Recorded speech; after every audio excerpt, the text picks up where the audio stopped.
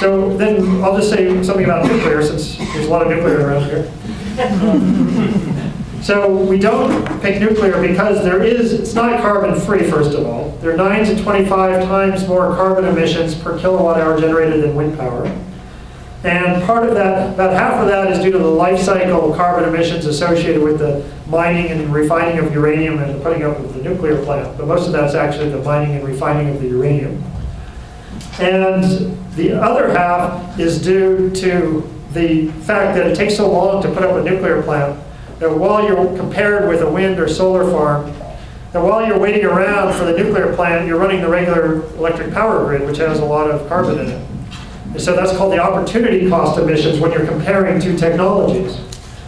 And as a result, it gives you this pretty huge number in terms of the relative emissions. Now I should say though, it's not as high as natural gas, and it's not as high as clean coal, which is similar to natural gas. It's on the order of 60 times more CO2 per kilowatt hour than wind. And clean coal, by the way, has about 150 times more air pollution than wind power. But nuclear also has these risks, catastrophic risks associated with them, as you know, including meltdown, which 1.5% of all reactors ever built have melted down to some degree. And that's a pretty high failure rate, if you ask me. But there's also the risk of weapons proliferation. There are 5 countries, at least, that have developed nuclear weapons capabilities secretly under the guise of civilian nuclear energy facilities.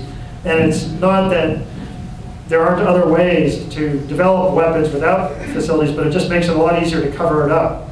And so this has happened quite a bit in history. So if we wanted to power the world with nuclear, we would need over 16,850 megawatt nuclear plants.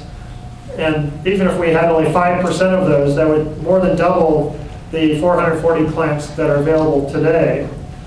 And so more countries of the world that don't have nuclear energy facilities would have them, and you just increase the risk of nuclear catastrophe, either through terrorism or war. And so this is something that you don't have these risks with wind, water, and sun technology.